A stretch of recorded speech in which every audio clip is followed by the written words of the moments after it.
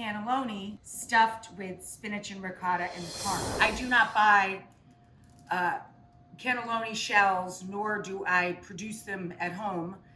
I buy lasagna squares, and I simply put the filling inside and roll them. I put them seam side down. It's so much easier. What I do is I salt boiling water, and I parboil the flat sheets of lasagna, or these lasagna squares, for 5 minutes in salted water.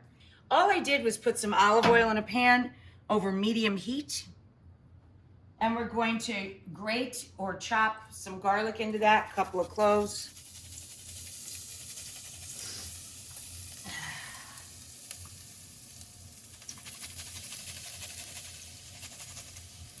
Okay, give that a stir with our paddle, and I'm gonna stir in a little bit of chili paste or chili flakes. I'm using Claude Green chili paste. You can also just throw in some chili flakes, that's fine. And I'm going to add some sun-dried or regular tomato paste, 2 tablespoons, a couple of fat squirts.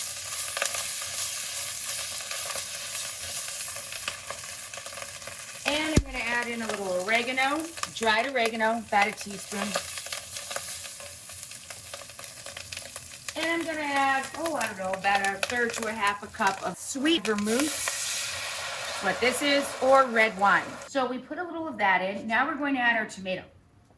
Tomato, to make 1 large tray or up to 3 small trays, I use about 3 cups total. So I would use like 2/3 of a jar of passata, which is just fresh tomatoes pureed, and a small can of crushed, whole or diced, doesn't matter, Italian tomatoes. In this case, I'm gonna bump it up a little bit because we are making 3 actual separate casseroles. So I'm gonna use 1 extra cup of tomato than you might need.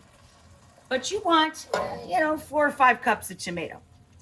So now we're gonna add a few leaves of torn basil. Tear the leaves, throw them down in there, bring this all back up to a bubble, and then reduce the heat to low, and just let this bubble while you're filling your pasta. For the filling, you can use 1 16-ounce bag for 1 large tray or 2 smaller casseroles of defrosted frozen spinach, or you can use 2 large bunches of fresh spinach, which is what I did here. Blanch and drain it. The important part is to get out all the excess liquid. If you like a strong garlic flavor, simply grate 2 cloves of garlic in. If you want a milder flavor, add a little olive oil to a skillet, cook the garlic out, and add your drained, finely chopped spinach.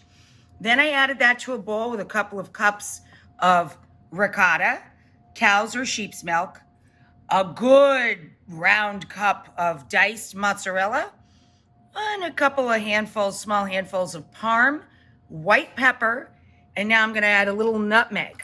So I added a little beaten egg to this. So we make a little foundation of red sauce in each dish. And then we take our filling and go right from end to end, guys. Make sure you're getting all the way to the end. You simply roll it and put the seam side down in the dish. And then we're gonna pour the last of our sauce. It made 3 small trays. I used a brick or bag of part skim, low moisture, really firm mozzarella. And I mixed that with parsley and a little Parm cheese. This is the topping I used for these dishes. If you're a little cold, if it doesn't run true to temp, you can cook it a little higher, 400, for about 30 minutes, get it nice and hot through, then take the top off, bubble and brown the top for about 15 to 20 minutes. Wow, look at that, huh, guys? Get in there, hon, while it's bubbling.